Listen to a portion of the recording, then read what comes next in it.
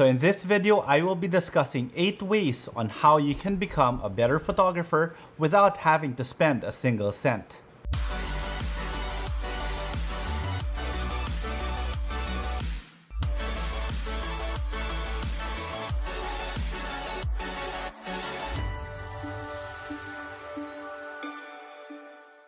So hi everyone, this is Jiggie, a portrait and wedding photographer from the Philippines, and welcome to the channel. So in case you guys haven't subscribed to the channel and would want to learn more about off-camera flash photography, then this channel is for you. So you could subscribe to the channel and click that notification bell so that you get notified every time I upload videos like this or my lighting tutorials.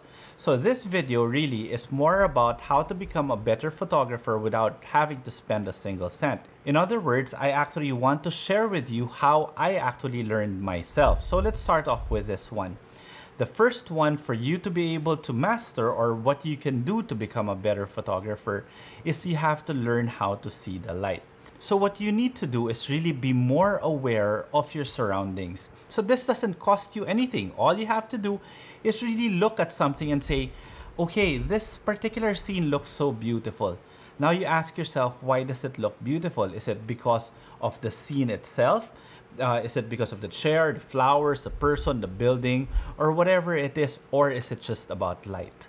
Well, personally, I really do believe that beautiful light will make any scene beautiful. So in order for you to become a better photographer, you have to understand what makes light beautiful. Is it harsh? Is it soft? Is it the direction of light? Is it the color of light? Is it the way the light is used? Is it your main light, your fill light, your background light? There's so many things that you have to learn about light that would really make you a better photographer, because then you would understand basically what makes something beautiful. I'll give you an example. Until now, I still do this because I really do believe that the best people, or the best people to learn from when it comes to lighting, are cinematographers, because they are tasked with creating a scene and making it look as believable as possible, and they do that through light also. So whenever I am watching a movie or whenever I'm watching a TV series, I would look at how they are lighting the subject, how they are lighting the scene, how they're making everything match perfectly. That is the thing that I always try to replicate every time I am shooting images. That's why I've always believed in that principle of practical lighting, or what I call unseen light. So when you're lighting, you want it to look as natural as possible, as naturally beautiful as possible. So that's number one. Learn how to see the light.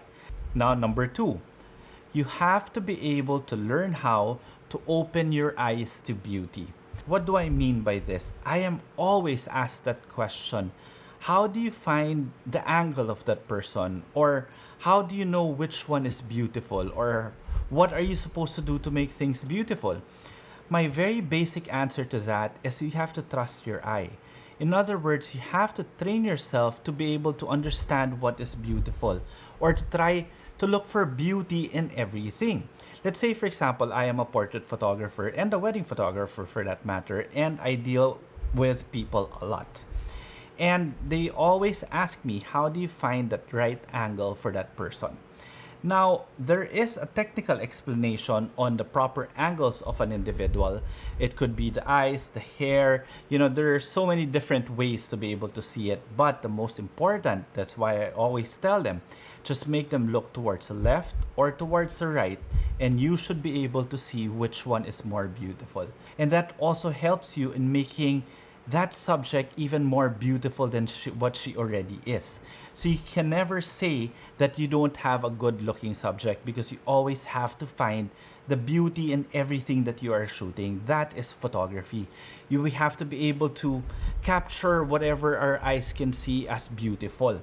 So that also has to do with light, of course, but you have to open yourself to say that even if you think that that person doesn't really look well in front of camera, I beg to differ, because everybody should look good in front of the camera, and that is your job as a photographer. So you have to open yourself up and learn how to see beauty. Okay? The third way for you to become a better photographer is understanding that you are shooting for yourself and not for others. You know, we live in a time, of course, of social media, and likes and followers are basically an affirmation of what you think your success is. But to be honest, you should be your harshest critic. Let's say, for example, you take a particular photo, or when I shoot, I don't shoot for likes, I shoot for myself or for my subject, but mainly really for myself. Even if I'm shooting them, I am shooting to my own standards. I am my harshest critic, actually, that I would want to be able to create whatever is envisioned in my head. That it doesn't really matter if other people in the social network likes it. The most important is that I like it, and if the person who hires me should like it too. In other words, if ever I do shoot for somebody else, of course it's that person that hires me, but then that person that hires me probably knows my style already, so whatever I think should be beautiful, they probably will also. So hopefully that still stays the same throughout the rest of my career. But be your own harshest critic, and in that way, you will find ways to be able to improve yourself. And for example, it may sound really cliche, but when people ask me what my best photograph is, I'll always answer them, it's the one that I haven't taken, because I will try to constantly improve in this craft that we are doing, because I personally believe that every image that I take, I can still improve, even if it's just by a little. Okay?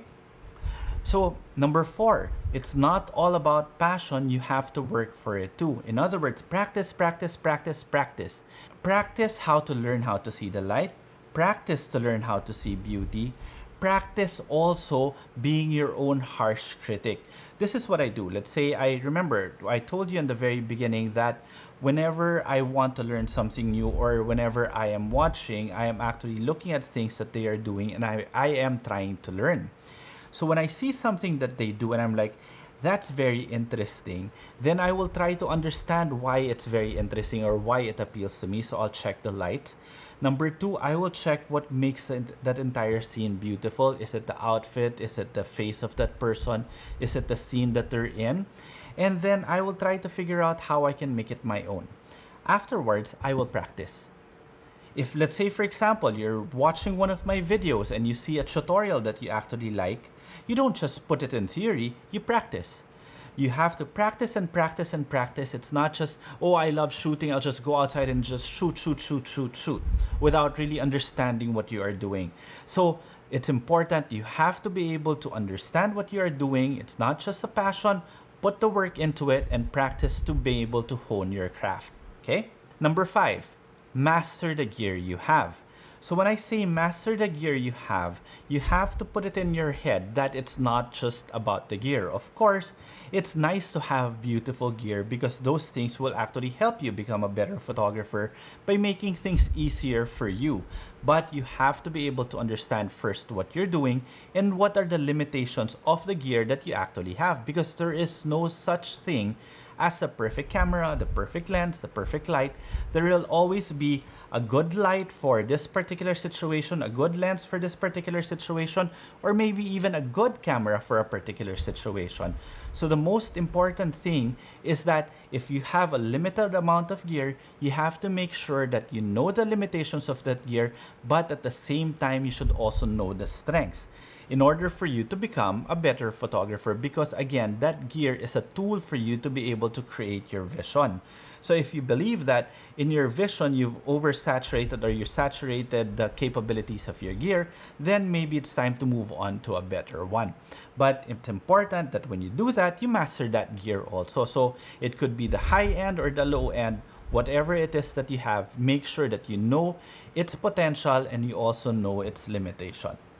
Number 6, stop asking the wrong questions, rather ask the questions to explore. So I will not get into too much detail about this one because I've already made a video about this and I will put a link in the description below. But to give you the gist of that one is that you have to understand whenever you ask questions, you have to have all the necessary information to get the proper answer. You can't ask, let's say you ask me what my settings are or what my flash settings are for a particular shoot. without knowing how far the subject is from the light, without knowing how big the modifier is, without knowing what the existing ambient light was at that time. So there's so many factors as compared to just the settings. So it's best that whenever you ask a question, let's say, for example, if I were to ask a question now, I would ask that photographer, may I know why you use that modifier? Is it because you wanted to create soft light to create this mood?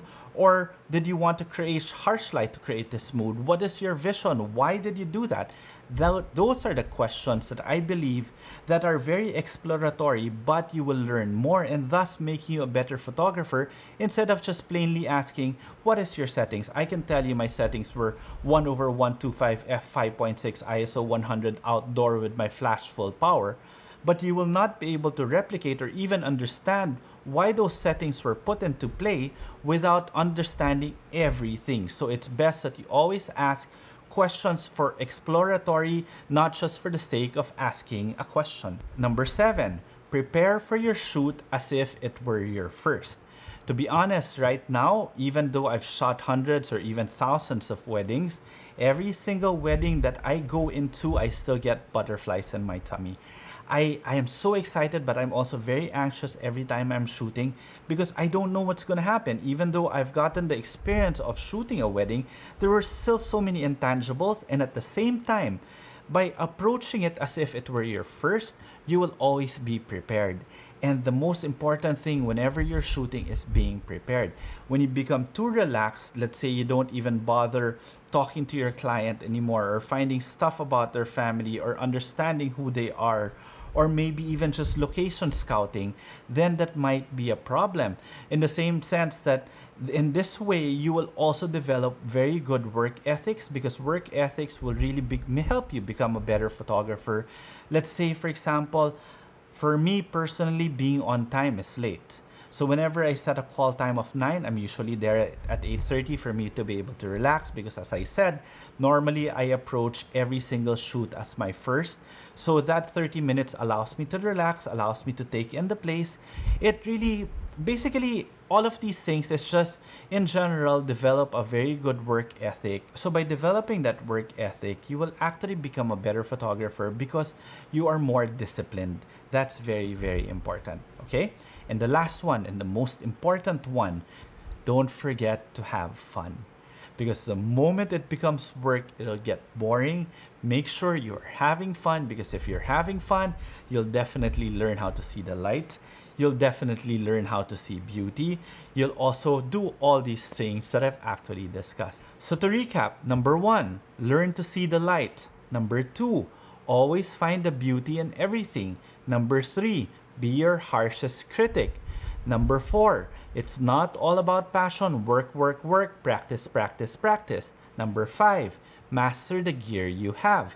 Number 6, ask the questions that you think will benefit you as a photographer. Number 7, have a very good work ethic. And lastly, number 8 is to have fun. So if you guys have any questions with what I just discussed now, feel free to leave them in the comment section below, and I'll make sure to answer them as soon as I have time.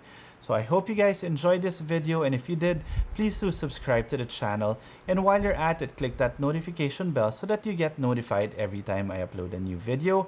And if you want to see some of my images, you could always find me on Instagram. It's at Jiggie Alejandrino. Okay, till the next video.